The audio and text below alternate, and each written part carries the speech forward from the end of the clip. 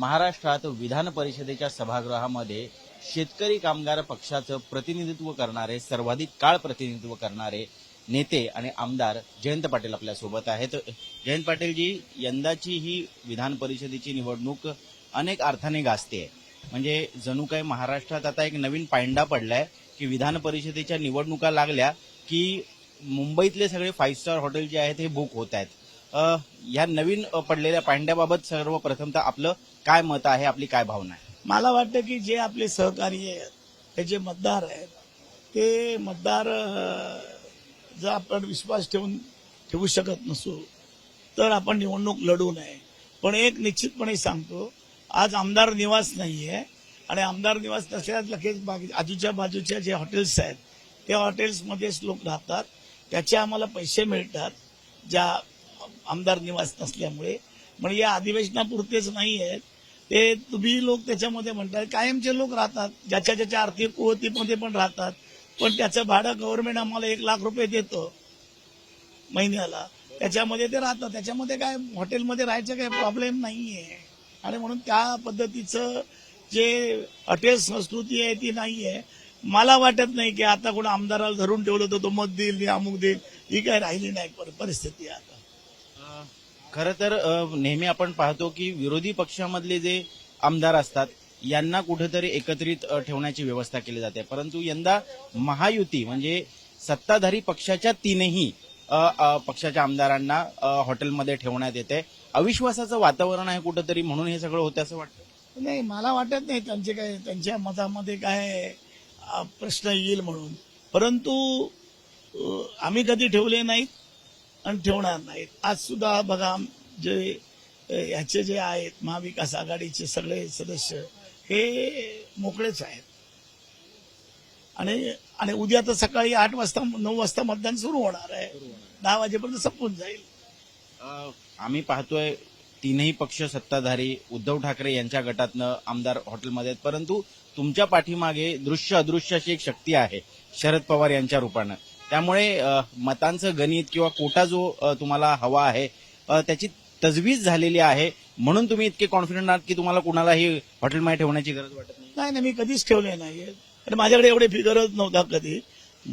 मी जे काम करतो आणि पवार साहेबांची भक्कम असा माझा साथ आहे, त्यांचा पाठिंबा आहे आणि त्याच्यामुळे आणि त्यांची मतं पण जी आहेत ती भक्कम आहेत. चांगले जयंत पाटील आहेत या ठिकाणी, आव्हाड आहेत, तुमचे नाव कोणा, नंतर रोहित पवार आहे, किती अशी खरे भक्कम आणि प्रभावी आमदार सगळे आहेत, त्याचा प्रश्न येणार नाही. आणि 4-5 मतं आमची ओपन आहेत, कम्युनिस्ट, आमचे समाजवादी हे आहेत.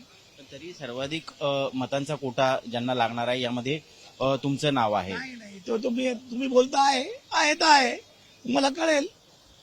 कशी काय ती सगळी गणितं जुळवणार? ती गणितं काय सांगायची असतात आता?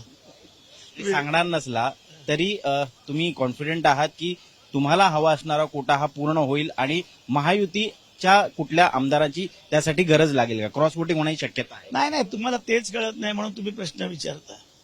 याच्यामध्ये तुम्ही समजावून सांगा. काँग्रेसची मतं एक्स्ट्रा आहेत, 2-3 मतं त्यांची डॅमेज आहेत, गेलेली आहेत, म्हणून ते वेगळं आहे. मग तीच मतं किती आहेत? सेकंड प्रेफरन्स पहिल्यांदा काँग्रेसचा मिळणार आहे. साधं गणित आहे, त्यांच्याकडे सर्वाधिक मतं आहेत. नाही, तुम्ही जरी म्हणत असला की आम्हाला कळत नाही, परंतु आम्ही मागच्या विधान परिषदेच्या कळत नाही असं करता तुम्ही. विधान परिषदेच्या तोंडून नका घेऊ. नाही, मागच्या विधान परिषदेच्या निवडणुकीचा इतिहास समोर आहे. कशा पद्धतीनं मतं जरी फुटली नसली तरी काही काँग्रेसचे आमदार हे अनुपस्थित राहतात, गैरहजर राहतात फ्लोर टेस्टच्या वेळी. नाही, ते सोडून काँग्रेसला गेले. त्याचे जे 1-2 लोक आहेत म्हणून काँग्रेसचा आहे. त्याचा कोटा काय, ज्याची सर्वाधिक मतं मिळतील ती मतं दुसऱ्या नंबरची त्याची पहिली मोजली जातात. ती काँग्रेसकडेच आहे सगळ्याकडे. आजही काही काँग्रेसचे आमदार हे क्रॉस वोटिंग करू शकतात अशी शक्यता? 2-3 लोक ओपन आहेत ना, त्याच्यामुळे तुम्हाला धोका वाटत नाही? ती धरलेलीच नाहीत ना मतं. बर, असं कसं? तुमचे जे लोक पक्ष सोडून गेलेले आहेत त्यांना कसं धरणार ते? तरी मतं स्वीकार आहेत ना, काय प्रश्न आहे? तुम्ही 4 टर्म विधान परिषदेत कामकाज करत आहात.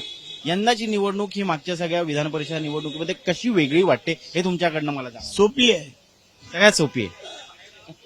काय मतं काय हे एकदम सोपी आहे. काँग्रेस एनसीपीची मतं आहे, काँग्रेसची मतं आहे, ही सगळी धरली तर बघा सोपी आहे. पण महेंद्र दळवी तुमच्या अलिबागचे आमदार कोणाचं तरी नाव घेऊ नकोस. नाही नाही ते म्हणतात की विकेट तुमचा पडणार. अरे जाऊन दे, त्याचं नाव काय, त्याला काय कुवत कळते त्याला. तुम्ही त्यांना काही उत्तर दिलं नाही नाही नाही, एवढा मोठा मी त्यांच्या एवढा नाही आहे मला उत्तर त्याला देण्याचं.